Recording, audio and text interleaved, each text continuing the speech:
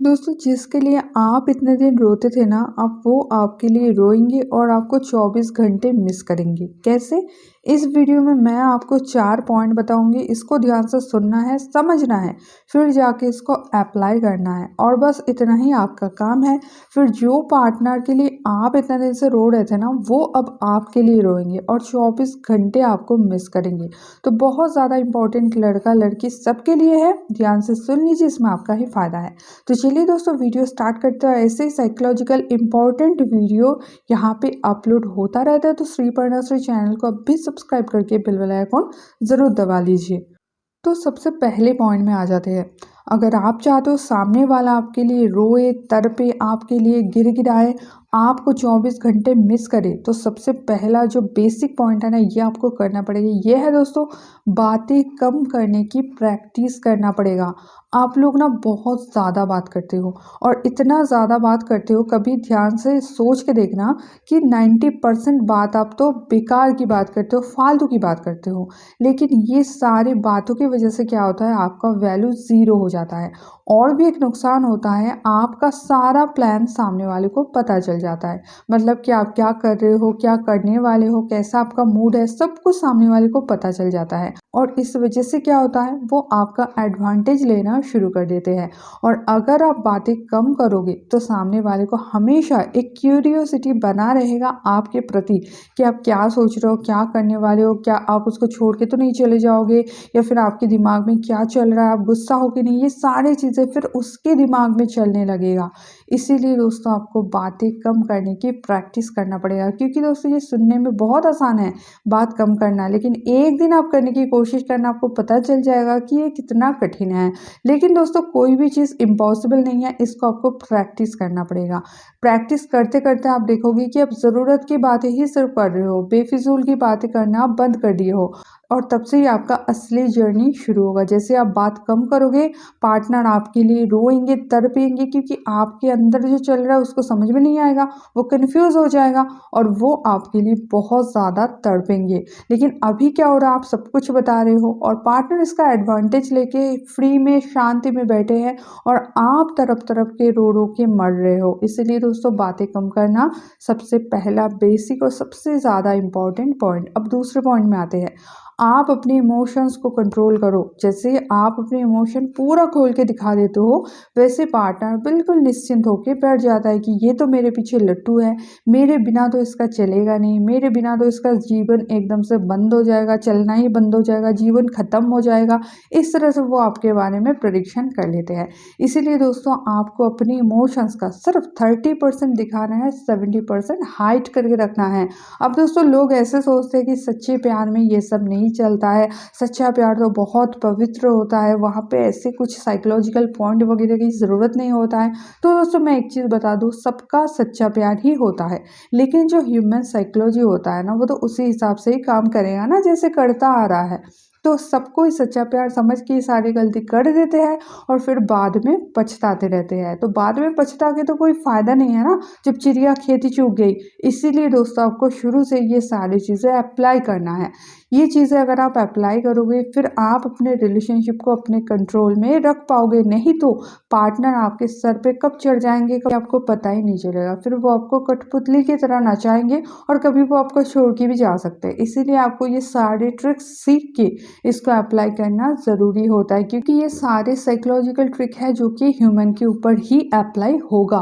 तो आप क्या करना, आप अपने इमोशंस का सिर्फ 30% ही शो करना, 70% हाइड करके रखना। इससे आप ज़िंदगी भर उनके लिए एक मिस्टीरियस पर्सन बने रहोगे और वो हमेशा आपके लिए तड़पेंगे, आपके लिए रोएंगे, आपको मिस करेंगे, क्योंकि आपके बारे में उसको सही सही कुछ पता नहीं चलेगा। ठीक है। थर्ड नंबर पॉइंट है दोस्तों, आपको हमेशा अपना इंटरेस्ट सामने वाले के ऊपर है, ये चीज़ नहीं दिखाना है। आप उसको दिखाओ कि आपका इंटरेस्ट सब चीज़ में नहीं लगता है। हर इंसान आपको पसंद नहीं है, आपका पसंद थोड़ा ऊंची है। है। आप जिसको पसंद करोगे उसमें कोई खास क्वालिटी होना चाहिए, ये चीज़ आप सामने वाले को फील कराओ। इससे क्या होगा, सामने वाला आपके नज़र में खास बनने के लिए प्रयास करना शुरू कर देंगे। लेकिन आप लोग क्या करते हो, आप ऐसे दिखाते हो कि तुम तो मेरे लिए भगवान हो, तुम तो जैसे आसमान से आई हुई कोई परी हो, और सामने वाला क्या है ना, भाव खा जाते हैं। वो समझते हैं हाँ यार मैं तो कुछ खास ही हूँ, मैं तो मेरे में तो कुछ अलग ही बात है, ये तो मेरे पीछे लट्टू है, मेरे पीछे दीवाना है। फिर वो एडवांटेज लेते हैं और आप रोते रहते हो, आप उसे मिस करते रहते हो। लेकिन अगर आप चाहते हो वो आपकी जगह में रोए, वो आपके लिए रोए, आपको मिस करे, तो आपको सामने वाले के प्रति इंटरेस्ट कम दिखाना है। आपको दिखाना है कि आपका हर इंसान के ऊपर इंटरेस्ट नहीं आता है, आपका इंटरेस्ट जीतना बहुत कठिन काम है। ये चीज़ आप, ये चैलेंज सामने वाले को आप दो, फिर आप मज़ा देखो कि कैसे पार्टनर आपके पीछे आते हैं, आपके लिए तड़पते हैं। अब दोस्तों लास्ट पॉइंट है, ये जो पॉइंट है ना बहुत ही ज़्यादा इंपॉर्टेंट पॉइंट है। यह दोस्तों आपको हमेशा एक ऐसा बेपरवाह टाइप का फीलिंग्स लेके चलना है, आपको ऐसा दिखाना है कि मुझे किसी चीज़ से कोई फ़र्क नहीं पड़ता है। और ये चीज़ अगर आप सामने वाले को दिखा पाओगे, समझा पाओगे, तो फिर आप और एक चीज़ भी इसके साथ साथ समझा दोगे कि तुम मुझे काबू नहीं कर सकते, तुम मेरे सर पे चढ़ के कभी नाच नहीं सकते हो, और तुम मुझे अपने हिसाब से नहीं चला सकते, तुम मेरे ऊपर प्रेडिक्शन नहीं लगा सकते, तुम मेरे रिमोट कंट्रोल लेके मुझे कंट्रोल नहीं कर सकते, क्योंकि मैं अपना मालिक खुद हूँ, मुझे किसी चीज़ से कोई फ़र्क नहीं पड़ता है। चाहे तुम 10 दिन फ़ोन ब्लॉक करके रखो, चाहे तुम मुझे मैसेज मत करो, चाहे तुम मेरे लाइफ से भी चले जाओ, तो भी मुझे कोई फ़र्क नहीं पड़ता है, क्योंकि मैं अपने में खुश रहना जानता हूँ, क्योंकि मैं सेल्फ डिपेंडेंट हूँ। और ये चीज़ आपको झगड़ा कर करके नहीं करना है। मेरी बातें सुन के आपको लग रहा है कि मुझे तो फिर पार्टनर के साथ झगड़ा करना होगा, ऐसी बात नहीं है। आपको ये चीज़ शो करना है, आपको अपने एक्टिविटीज़ से, अपने बातों से सामने वालों को ये समझा देना है कि तुम मेरे सर पे चढ़ के नाचने के लिए रेडी मत रहो, ऐसा कभी नहीं होने वाला। सपोज करो वो आपको कुछ उल्टा सीधा बोलते हैं, कुछ गाली दे के बोलते हैं, और इस चीज़ का आप प्रोटेस्ट करो, आप बोलो ये आखिरी होना चाहिए, नहीं तो मैं, मुझे तुम्हारे साथ रिलेशनशिप चाहिए ही नहीं। अगर तुम मेरा रिस्पेक्ट नहीं कर सकते तो रिलेशनशिप रखो ही मत। इस चीज़ से उनको समझ में आ जाएगा कि वो आपके ऊपर हावी नहीं हो सकता।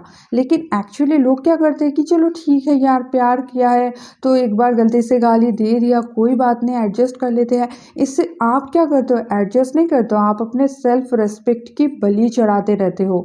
और ये बलि चढ़ते चढ़ते चढ़ते चढ़ते एक टाइम ऐसा आएगा ना, जब आपका सेल्फ रेस्पेक्ट नाम की कोई चीज़ बचेगा ही नहीं, और पार्टनर पूरा आपके ऊपर हावी हो जाएंगे। उस समय सिर्फ आपके पास रोने के अलावा और कोई रास्ता नहीं बचेगा।